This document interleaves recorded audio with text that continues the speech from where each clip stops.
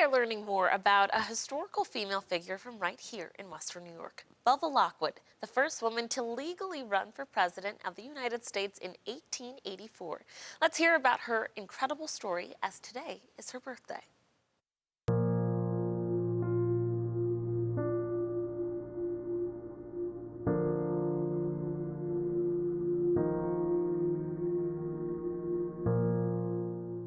Well, today we're taking another look back into Buffalo's rich history. We're here at the Buffalo Presidential Center here in downtown, and we have Lindsay Lauren Visser and Bryn Price here to give us a little bit of unknown history and facts about all of the presidential history here in Buffalo. I'll let you start, Bryn, because there's so much that people don't realize, right? Oh, people don't realize that Buffalo has the richest presidential history of any city in the United States outside of Washington, D.C. And that's not my quote. That quote came from a book that was written by a gentleman by the name of Brady Carlson, who did a lot of research. Why did he say that? Because Buffalo has 2 presidential candidates, 2 vice presidential candidates. We have a president who was inaugurated here, another one who was assassinated here. We have Abraham Lincoln, who visited Buffalo 4 times in life and death.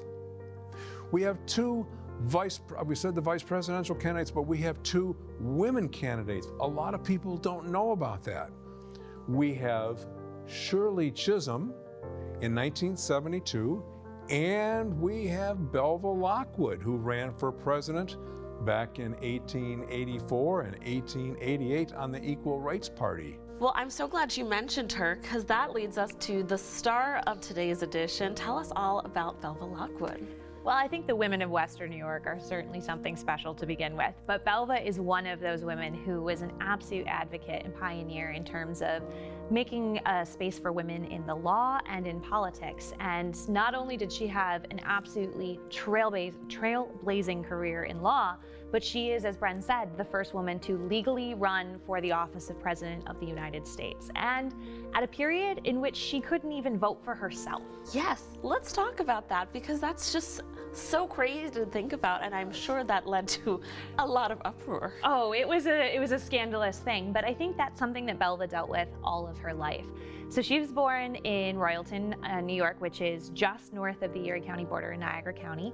She was born in 1830, and she was born to a farming family, but she really had a penchant for academics and became a teacher at 15. Married shortly thereafter, as was pretty common, and had a child, but then became widowed.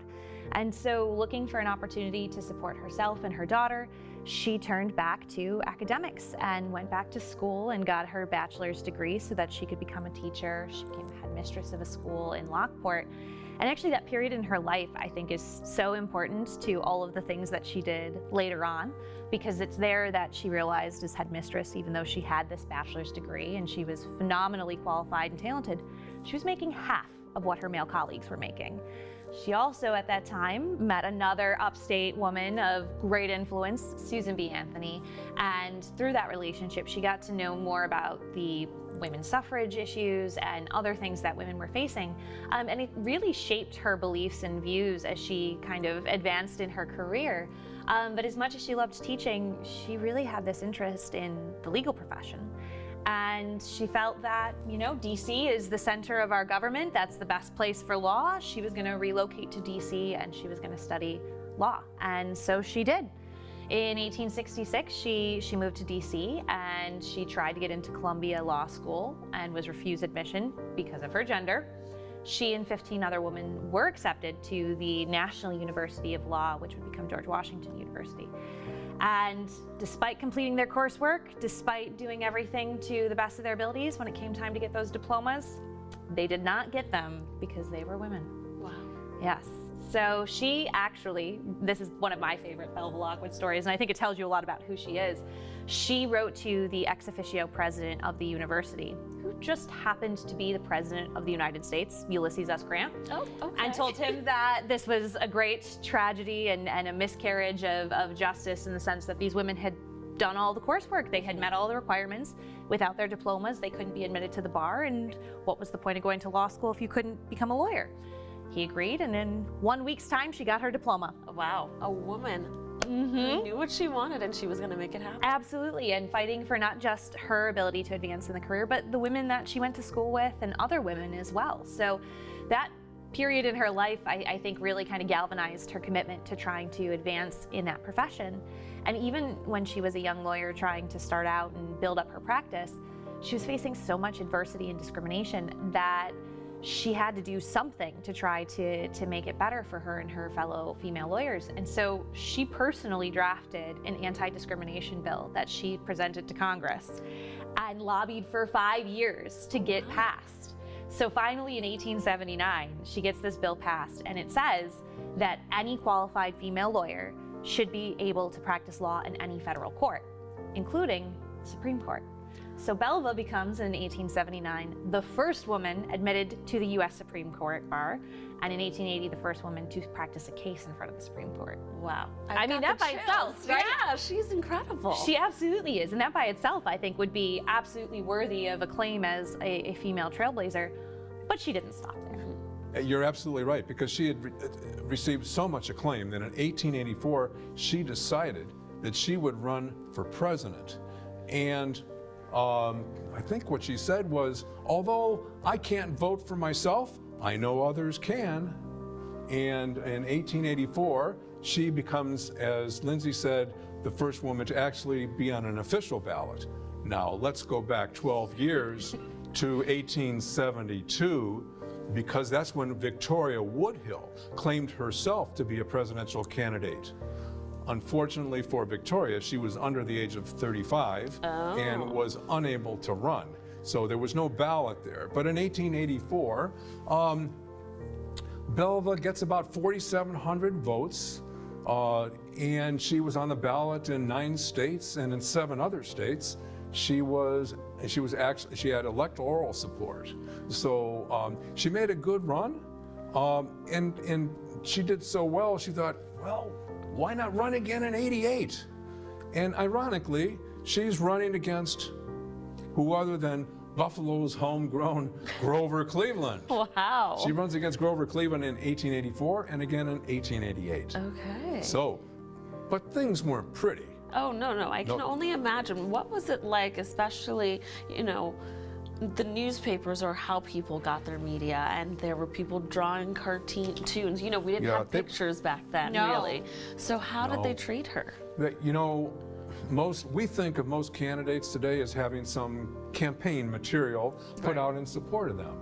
Well, as it turns out, there wasn't much support for Belva, and in fact, I'm not aware, even as a collector of 50 years, of any Belva Lockwood material that is positive. Wow. It's most all negative.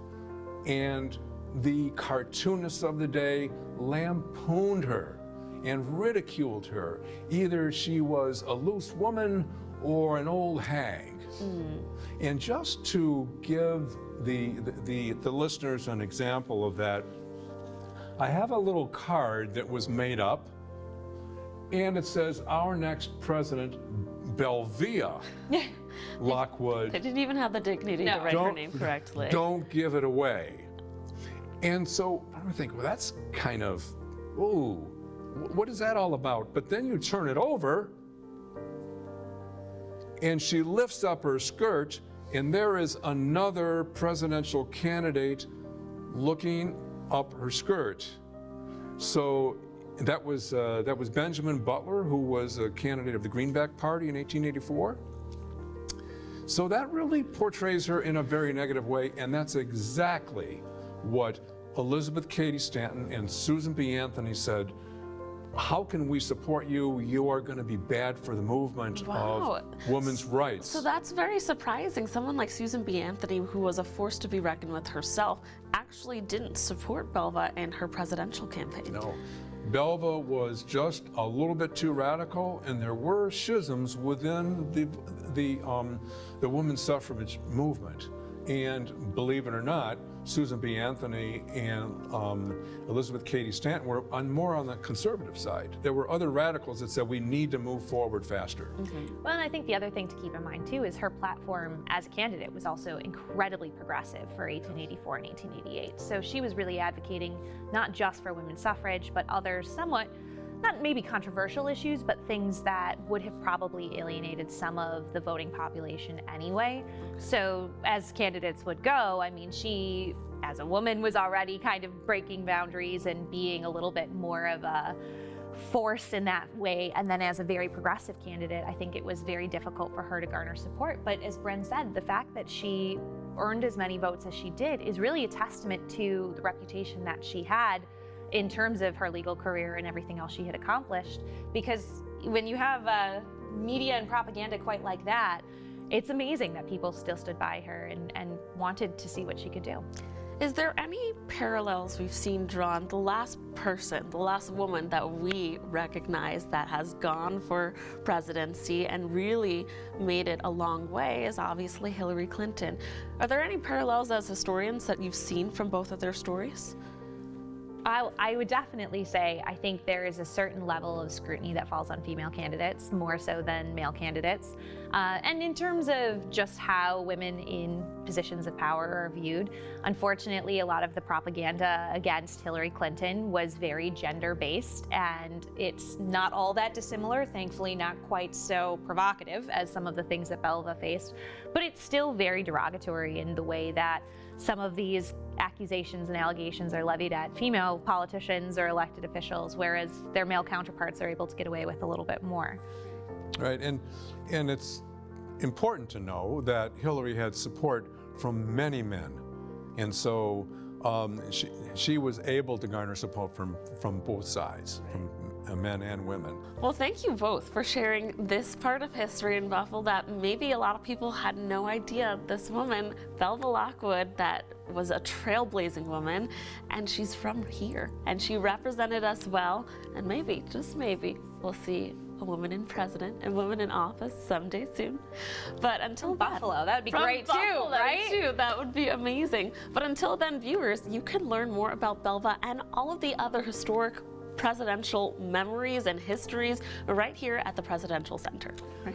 And I want to tell you, if you want to hear all these stories, you got to stop by between 10 and 4 on Saturdays. We want to tell you those stories. Absolutely. Thanks for having us.